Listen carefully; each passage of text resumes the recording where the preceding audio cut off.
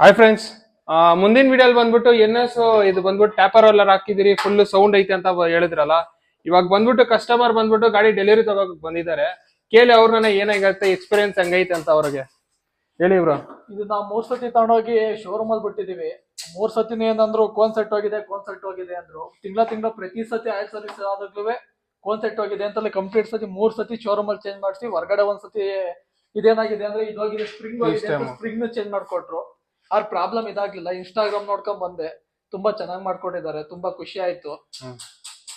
Price ಇದೆಲ್ಲ ಹೇಳಿ bro. Price ಎಲ್ಲ ತುಂಬಾ ಕಂಫರ್ಟಬಲ್ ಮಾಡ್ಕೊಟ್ಟಿದ್ದಾರೆ. ಆ ಶೋರೂಮ್ ಅಲ್ಲೆಲ್ಲ ಮ್ಯಾಕ್ಸಿಮಮ್ ಓಪನ್ ಆಗಿ ಹೇಳ್ಬೇಕಾದ್ರೆ ಒಂದ್ಸತಿ 8,000, ಒಂದ್ಸತಿ 12,000 ಹಿಂಗೆಲ್ಲ ಬಿಲ್ ಮಾಡಿದ್ದಾರೆ. ಬಟ್ ಬೇಜಾರ್ ಏನು ಅಂದ್ರೆ ಅದ್ ಏನ್ ಮಾಡಿದ್ರು ಕೂಡ ಇದ್ ಮಾಡ್ಕೊಂಡಿಲ್ಲ.